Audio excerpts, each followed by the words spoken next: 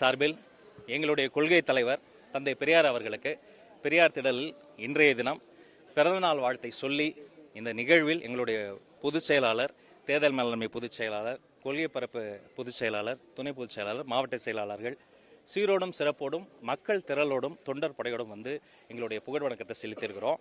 உண்மையிலேயே இந்த மண்ணுரிமை போராளியாகவும், பெண்ணுரிமை போராளியாகவும், மொழியுரிமை போராளியாகவும், இந்த மண்ணுக்காகவும் மக்களுக்காகவும் தொடர்ந்து சிந்தித்த அளப்பரிய சிந்தனையாளராகவும், ஈரோட்டில் இருந்து உதித்த அந்த ஈரோட்டு பகலவனுக்காகவும் நாங்கள் ஒவ்வொரு நாளும் பெரியாரை எங்கள் நெஞ்சில் தாங்கியிருக்கிறோம். எங்கள் கொள்கை தலைவர் பெரியாரை நாங்கள் வணங்குகிறோம். பெரியாரை படிப்போம், பெரியாரை சிந்திப்போம்.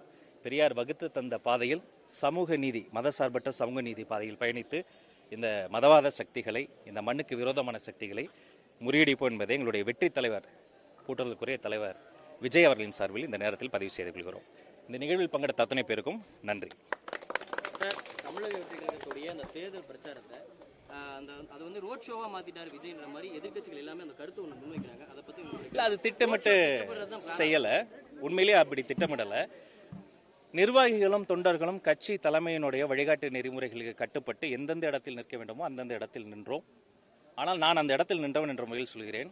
இது மக்களினுடைய தன்னெழுச்சி, தாய்மார்களினுடைய தன்னெழுச்சி, பொதுமக்களின் தன்னெழுச்சி. சாலையின் இருமரங்கிலும் நின்று கொண்டிருந்த தாய்மார்கள், அந்த குழந்தைகளை தூக்கி காண்பித்தவர்கள், மத வேறுபாடு, சாதி வேறுபாடை எல்லாம் தாண்டி அங்கே வந்திருந்த பொதுமக்கள் என்பது நாங்கள் திட்டமிடாத ஒரு ரோட் ஷோ. ஆனால் மக்கள் தன்னெழுச்சியாக அமைந்தது தான். அதில் மற்றபடி வேறு இந்த அரசியல் எதுவும் கிடையாது.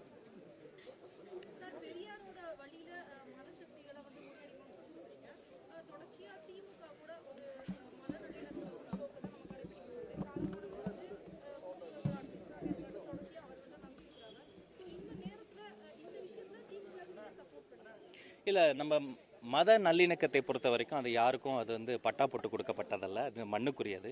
ஸோ சமூக கட்சி ஆரம்பிக்கப்பட்ட போதே கொள்கை எதிரின்னு பாஜகவும், அரசியல் எதிரி திமுகவும் சொல்லி உலக வரலாற்றிலே ஆரம்பிக்கப்பட்ட கட்சி நம்ம கட்சி தான்.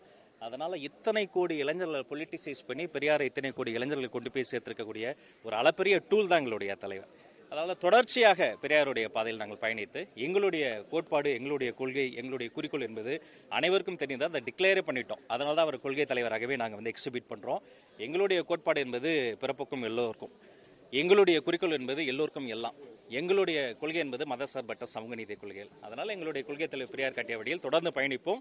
இந்த மதவாத சக்திகள் எதிராக சட்ட ரீதியாக, மக்கள் ரீதியாக, மக்கள் திரள் கொண்டு நாங்கள் போரிடும். இந்த திருச்சி மரக்கடையில கட்சியினுடைய தலைவர் விஜய் பேசும்பொழுது இந்த ஆடியோ பிரச்சனை ஒன்று வந்துச்சு அப்படின்னு சொல்லியிருந்தாங்க.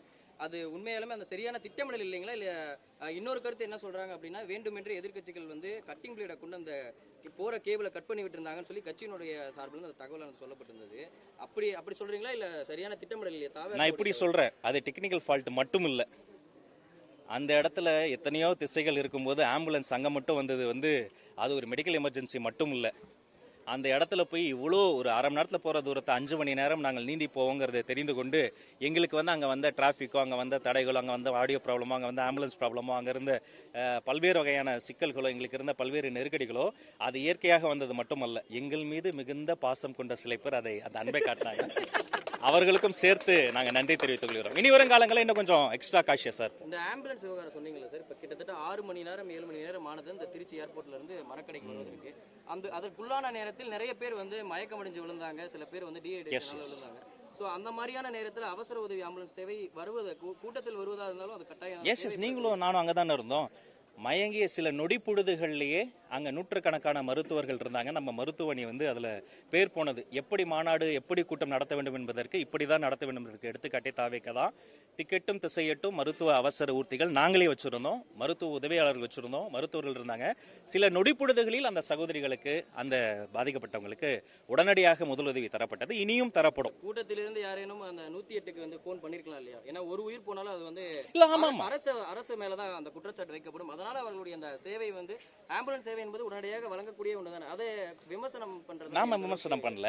இன்ஃபேக்ட் அந்த ஆம்புலன்ஸ் உண்மையிலேயே அந்த ஆம்புலன்ஸ் அங்க இருந்து உடனடியாக வழிவிடப்பட்டு, உங்க ட்ரோன் ஷாட்ல தானே காமிச்சிங்க, உடனடியாக வழிவிடப்பட்டு அது மிக நேர்த்தியாக, அதிகபட்சம் ஒரு 15-10 செகண்ட் இருக்கும், அவ்வளவு வேகமா எங்கேயுமே போனதில்லை. அது ஏதோ காலியான ரோட்ல போவதை போல அந்த மக்கள் கடலுக்கு நடுவில். அதுக்கு பொதுமக்களுக்கு இந்த நேரத்தில் நாங்கள் நன்றி சொல்கிறோம். அந்த புரிதலுக்கும் நன்றி.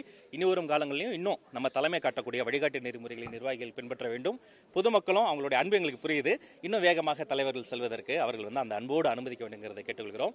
தந்தை பெரியார் வாழ்க, அவரின் புகழ் ஓங்குக. அனைவருக்கும் நன்றி. நன்றி. பகுத்தறிவு பேராசான் தலைவர் தந்தை பெரியார் அவர்களுடைய 147 ஆண்டு மிக சிறப்பாக உலகமெங்கும் கொண்டாடப்படுகிறது. தந்தை பெரியார் தமிழர் தலைவராக உருவாக்கி இன்றைக்கு உலகத் தலைவராக அவருடைய தொண்டரத்தின் மூலம் உச்சத்திற்கு சென்றிருக்கிறார்.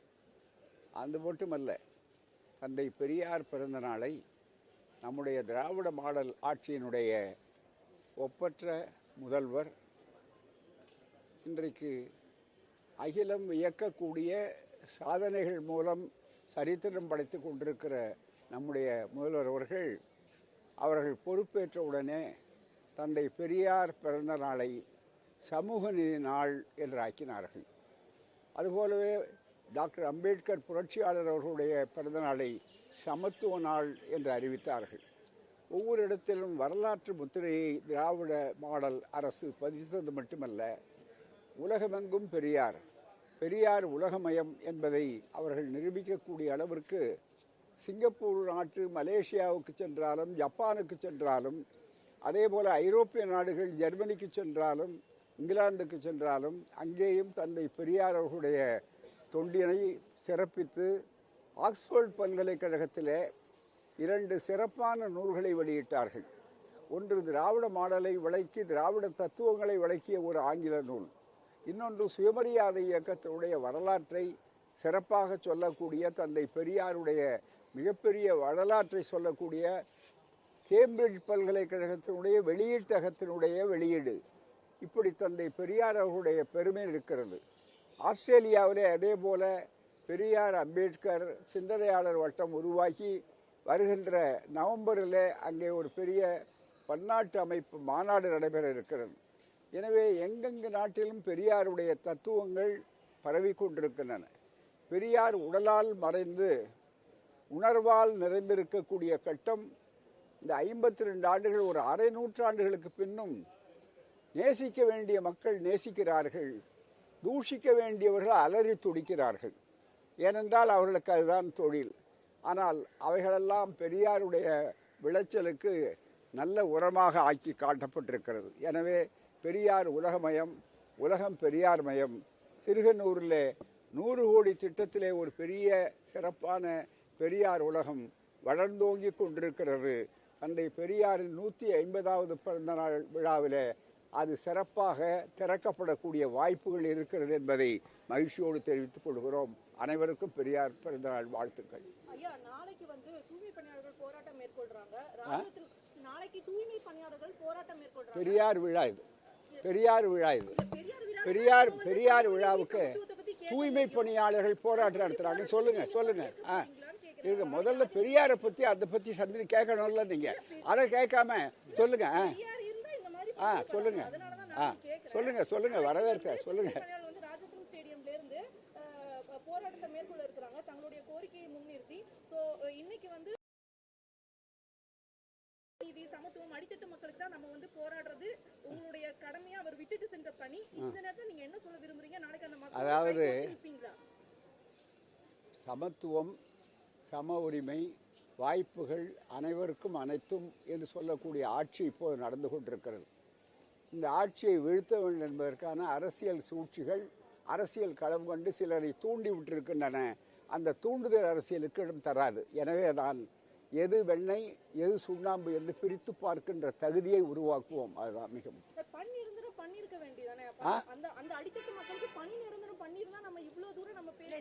இது அது பிரச்சனை அல்ல. இப்போது அது பிரச்சனை அல்ல. எப்போது நிரந்தரமாக்குவது என்று முதல்ல நம்ம இழிவை நிரந்தரமாக்க கூடாது. முதல்ல இன்னார்தான் அந்த வேலைக்கு தயார் என்று சொல்லுவது இருக்கிற அதுக்கு தான் அந்த தத்துவத்தில் நாங்கள் இறங்கி கொண்டிருக்கிறோம். இப்போ நீங்கள் வேகமாக போய் கொண்டிருக்கிறவர்களை போய் சந்தில் போங்க அப்படின்னு சொல்லக்கூடிய அளவிற்கு வருகிறீர்கள். சந்தும் திருத்தப்பட வேண்டும், பெரும் அகலமான வழியும் அடைக்கப்படக்கூடாது. அதுதான் அதுக்கு வேண்டிய நோக்கம்தான் பெரியாருடைய ஒவ்வொரு விழாவும். அப்புறம் என்ன வேற ஏதாவது இருக்கா கேள்வி? ஆணவ படுகொலை தொடர்பா வந்து நம்ம தனிச்சட்டை இயற்றணும் நம்ம சொல்லிக்கிட்டே வர்றோம். இப்போ வந்து தொடர்ச்சியா ஒடுக்கப்பட்ட மக்களே வந்து ஆணவ படுகொலைக்கு ஆளாறாங்க. இந்த சமூக நீதி நாள்ல நீங்க என்ன சொல்ல விரும்புறீங்க அரசாங்கத்துக்கு மேற்கொண்டு? அதாவது ஆணவ படுகொலை என்பதை மிகவும் கண்டித்து தொடர்ச்சியாக எழுதி கொண்டிருக்கிறவர்கள் திராவிட கழகத்தார் மட்டுமல்ல, அனைத்து கூட்டணியிலே இருக்கக்கூடிய எல்லாரும். அதற்கு விரோதமாக இந்த ஆட்சி இருக்காது. விரைவில் வருகின்ற சட்டமன்ற தேர்தல் முன்னாலே நடக்கக்கூடிய சட்ட பேரவையிலே நிச்சயமாக ஆணவ கொலைகள் தடுப்பு சட்டம் போன்றவைகள் கொண்டு வரப்பட வேண்டும் என்பதை இடையறாமல் நாங்கள் முதல்வரிடம் வலியுறுத்தி இருக்கிறோம்.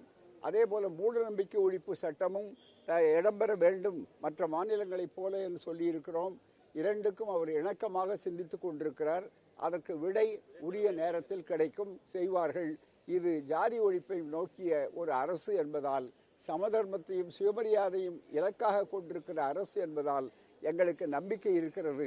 நாங்கள் இதில் அரசியல் செய்து பூந்து விளையாட விரும்பவில்லை. நன்றி, வணக்கம்.